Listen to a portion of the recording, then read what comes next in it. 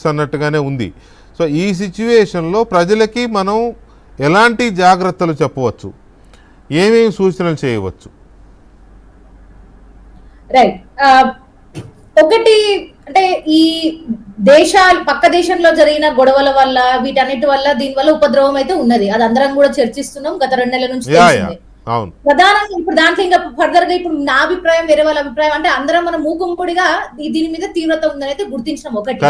2, ఈ ఆయిల్ ద్వారా, చమురు ద్వారా దేశం మొత్తంలో 80% వరకు ఉండే పనులన్నీ ఆయిల్ ద్వారా అయినప్పటికీ 98% వరకు జరిగే పనులు గాని, వస్తువులు గాని, వస్తువుల తయారీ వ్యవస్థ గాని మొత్తం కూడా ఆయిల్ మీద ఉంది. కాబట్టి ఇది అందరినీ అన్ని చోట్ల ఒకే రకంగా కాకపోయినా అందరికి ఇబ్బంది కలిగే అవకాశం అనేది ఇప్పుడు ఏర్పడ్డది. అందరూ ప్రతి ఒక్కరు చెప్తున్నారు, అది తేటతెల్లం జరిగింది. చివరికి కమ్యూనిస్టు సిద్ధాంతం చెప్పే చేపలు పట్టాలన్నా కూడా ఇప్పుడు పెట్రోల్, డీజిల్ కావాల్సిందే, బోట్లు, ఇంజన్లు, జనరేటర్లకి. కాబట్టి ఇది ఆల్రెడీ అందరికి తెలిసింది కాబట్టి కొంత భయాందోళన ఉంది, కొంత ఇబ్బంది ఉంది, ఆర్థికంగా నిర్లిప్తత ఉంది అనేది కూడా తెలిసింది. కాబట్టి ఒక 3-4 అంశాలండి. ప్రధానమంత్రి గారు 7 సూత్రాలు చెప్పినారు, ఇవి చేయండి అని. కొంత 7 సూత్రాలకు కొంచెం దానికి తోడు ఒక ఇబ్బందులు ఉన్నా నేను చెప్పదలుచుకుంది ఏంటంటే ఇప్పుడు ప్రజలు ఒక 4-5 అంశాలు చేయొచ్చు. మనం అందరం కూడా ప్రజల్లో భాగం మనం కూడా. ఒకటి, ఈ పెళ్లిళ్ళు, ఫంక్షన్లు అందరినీ పిలిచి మన స్తోమత కంటే ఎక్కువ పెట్టి అప్పులు తెచ్చి ఇవన్నీ అయితే చేయడం అనుకోవాలి. అంటే ఇప్పుడు అధిక మాసం అంటే ఇవాటి నుంచి 4 రోజులు ఎవరైనా చేయరు. అంటే నేనేమంటున్నానంటే అండి, ఆర్థిక వ్యవస్థలో ఇట్లాంటి ఇబ్బందులు ఉన్నప్పుడు అవి కేవలం 4-3 వారాల తర్వాత అది తీవ్రమైనప్పటికీ దాంట్లో నుంచి తేలుకోవడానికి 1 సంవత్సరం నుంచి 1.5 సంవత్సరాల వరకు అయితే సమయం పడుతుంది. కూడా దీన్ని ఏమంటున్నారంటే గ్లోబల్ ఎకనామిక్ షాక్ అంటున్నారు. అంటే ఈ షాక్ అనేది అందరికి తాకింది, ఏదో ఒకరిద్దరికి ఒక దేశాలకు కాకుండా ప్రపంచ వ్యాప్తంగా ఉంది కాబట్టి కొంత అది ఉంది. ఒకటి ఇది, ఈ పెళ్లిళ్ళు, పేరెంటాలు ఏవైతే ఫంక్షన్లు ఏవైతే చేస్తున్నామో ప్రధానంగా already ABN actually Andhra Jyothi newspaper లోనే ఒక పెద్ద కథనం వచ్చింది మెయిన్ పేజ్ లో. 10 లక్షల కోట్లు భారతదేశ ప్రజలందరూ కూడా పెళ్లిళ్లలోనే ఖర్చు పెడుతున్నారు, ఫంక్షన్లకు ఖర్చు పెడుతున్నారు. సో అట్లాంటి వృధా ఖర్చుని ఖచ్చితంగా తగ్గించుకోవాలి. ఒకటి.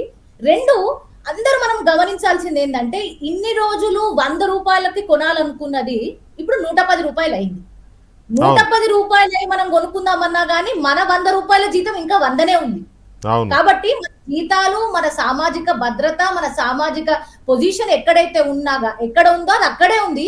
కానీ ధరలు పెరిగే అవకాశాలు ఉన్నాయి, ధరలు పెరుగుతున్నాయి. కాబట్టి ఆచితూచి దాన్ని బట్టి కొనాలి. ఇదేదో 2-3 నెలల్లో 2-3 వారాలలో అయిపోతుందనే అపోహ గాని అనాలోచిత చర్య గాని మనం ఎవరం కూడా చేయొద్దు. ఇది 2వ అంశం. 3, చాలా మంది ప్రజలు ఏమంటున్నారు, మనము ఇవి కొనొద్దు, అవి కొనొద్దు, బంగారం కొనొద్దు అంటారు. కానీ ఒకటి బంగారం విషయంలో నేను ఒకటి చెప్పదలుచుకుందండి. భారతదేశంలో 70-80% మంది ప్రజలందరూ కూడా ఇన్ఫార్మల్ సెక్టర్ లో ఉన్న వాళ్ళ జీతాలు కూడా చాలా తక్కువ ఉన్నాయి. కాబట్టి వాళ్ళైతే బంగారం కొనరు, తక్కువ మంది కొంటారు. ఏదో అప్పుడప్పుడు ఏదో 2-3 ఏళ్ళకి ఒకసారి కొంటారు. కాబట్టి ఈ బంగారం ధరని ఇంత మొత్తంలో పెంచి కేవలం ఏప్రిల్లోనే 85% వరకు మనం బంగారం తెప్పించుకున్నాం. అందుకే సుంకాలు కూడా పెంచడం జరిగింది. కాబట్టి ఎవరైతే అప్పర్ మిడిల్ క్లాస్ రిచ్ వాళ్ళు కొంటున్నారు, వాళ్ళు కొంటే మనకేంది, వాళ్ళు చేస్తే మనం కూడా చేయొచ్చు అనే ఆలోచన వల్ల చాలా మంది కొనే స్తోమత లేకున్నా కానీ దాన్ని కొనే అవకాశాల వైపు వెళ్తా ఉంటాం. కాబట్టి దయచేసి వీటిని కొనకండి, ఎందుకంటే దానికి మించిన అప్పులు అవుతాయి. చాలా మంది ఎట్లా ఆలోచిస్తారు అంటే బంగారం 2 నెలల్లో డబుల్ అయింది, మనం ఇంకా కొంటే మనకి ఇంకా డబ్బులు వస్తాయి, చేసి కొందాం అంటే చెప్పిందే పదే అలాంచి చేయడం అంటారు తెలంగాణ భాషలో. అంటే వద్దన్నా కానీ అదే పని పదే చేయడం. కాబట్టి అలాంటి బంగారాన్ని మాత్రం కొనొద్దు. ఇది 3వది. 4, ఎప్పుడైతే ఆర్థిక వ్యవస్థ అనేది తీవ్రమైన సంక్షోభంలో ఉంటుందో అప్పుడు ఈజీ మనీ స్కామ్లు గానీ, ఈజీ మనీ చేసే వాళ్ళు గానీ, పొంజీ స్కీమ్లు గానీ, మన వీక్నెస్ ని దాన్ని గుంజుకొని మీకు డబ్బులు ఎక్కిస్తామనే ఈ దురాలోచన చర్యలు కూడా ఎక్కువ పెరుగుతూ ఉంటాయి మైక్రో ఫైనాన్సింగ్ సంస్థలు గానీ. కాబట్టి పొంజీ స్కీమ్లు పక్కింటి చెల్లె చెప్పిందో, ఆంటీ చెప్పిందో స్కీములు కట్టడం. ఎందుకంటే ఇది నేను చెప్పింది కాదు, SEBI security exchange code of India వారు చెప్పింది ఏంటంటే తెలంగాణ రాష్ట్రం దేశవ్యాప్తంగానే హైయెస్ట్ నంబర్ ఆఫ్ మనీ కోల్పోతున్నారు. అంటే ఈ స్కామ్ లో, ఆ స్కామ్ లో, సైబర్ ఫ్రాడ్ లో పడి ఈజీ మనీ కావాలని చాలా మొత్తంలో డబ్బులు కోల్పోతున్నారు. కాబట్టి ఆర్థిక సంక్షోభం ఉన్నప్పుడు ఇట్లాంటి స్కామ్ల రూపంలో, ఇట్లాంటి సైబర్ క్రైమ్ రూపంలో వెళ్లే అవకాశం చాలా ఎక్కువ ఉంటాయి. కాబట్టి మనం అందరం అప్రమత్తంగా ఉండాలి. 5వ అంశం, కార్లు ఏవైనా కార్ పూలింగ్ చేసుకోవడం, పబ్లిక్ ట్రాన్స్పోర్ట్ ఇంప్రూవ్ చేయడం, పబ్లిక్ ట్రాన్స్పోర్ట్ కి వెళ్ళాలి. కానీ దీంట్లో ఒక పెద్ద విమర్శ ప్రభుత్వం, అది రాష్ట్రాలకు అతీతంగా, పార్టీలకు అతీతంగా ఏంటంటే ప్రజలను ఎప్పుడైతే ఇప్పుడు పొలిటిషియన్స్ అందరూ, మినిస్టర్స్ అందరూ కూడా పబ్లిక్ ట్రాన్స్పోర్ట్ తీసుకుంటున్నారు. వాళ్ళని చూసి మనకు కూడా వెళ్ళాలనిపిస్తుంది, మనం కూడా ఖచ్చితంగా వెళ్ళాలి. కానీ నేను ఒక్కటేం చెప్తున్నానంటే, ఒక బ్రిడ్జ్ కట్టే డబ్బులతోటి ఒక 1000 బస్సులు కొనొచ్చు, 2 బ్రిడ్జులు కట్టే బస్సులతోటి 2-3 రాష్ట్రాలకు సరిపడే రైల్స్ వేయొచ్చు.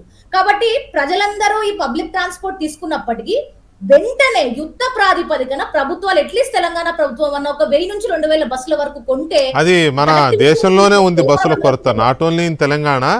ఇప్పుడు మహిళల కోసం ఫ్రీ అన్నారు కాబట్టి ఏపీ తెలంగాణలో కొట్టుకు చేస్తున్నారు బస్సులు లేక. కానీ ఇంకోటి దీంట్లో ఇంకొక ప్రాబ్లం ఉందండి. దీంట్లో ఏంటంటే కొంచెము ఈ ఫ్రీ బస్ అనేది మంచి పథకం, నేను ఫ్రీ బస్ నేను సపోర్ట్ చేస్తాను, పార్టీలకు అతీతంగా, రాష్ట్రాలకు అతీతంగా. కానీ దీంట్లో ఒక కిటుకు ఉన్నదండి. ఎన్నికైన ప్రభుత్వాలు, ఏదైనా పార్టీలు, ఎన్నికైన పార్టీలు ప్రభుత్వాన్ని ఏర్పాటు చేయడానికి 35% ఓట్లు ఎట్లా కావాలో, ఏ ట్రాన్స్పోర్ట్ మోడ్ అయినా కానీ over period of time sustain కావాలంటే 35% మోడ్ షేర్ కూడా ఉండాలి. అంటే మోడ్ షేర్ అంటే ట్రాన్స్పోర్ట్ లో వాళ్ళు ఎంత తెలంగాణలో 2008-2010లో 4500 బస్సులు ఉంటే ఇవాళ 2500 బస్సులు ఉన్నాయి. కాబట్టి సమాజాలు అభివృద్ధి అవుతున్న కొద్దీ మనం ముందు అన్ని పర్టికులర్లో ముందున్నప్పటికీ ఈ పబ్లిక్ ట్రాన్స్పోర్ట్ తక్కువ అవుతుందంటే దాని అర్థం ఏంటంటే పబ్లిక్ ఇన్ఫ్రాస్ట్రక్చర్ మీద మనం ఖర్చు పెట్టాలి.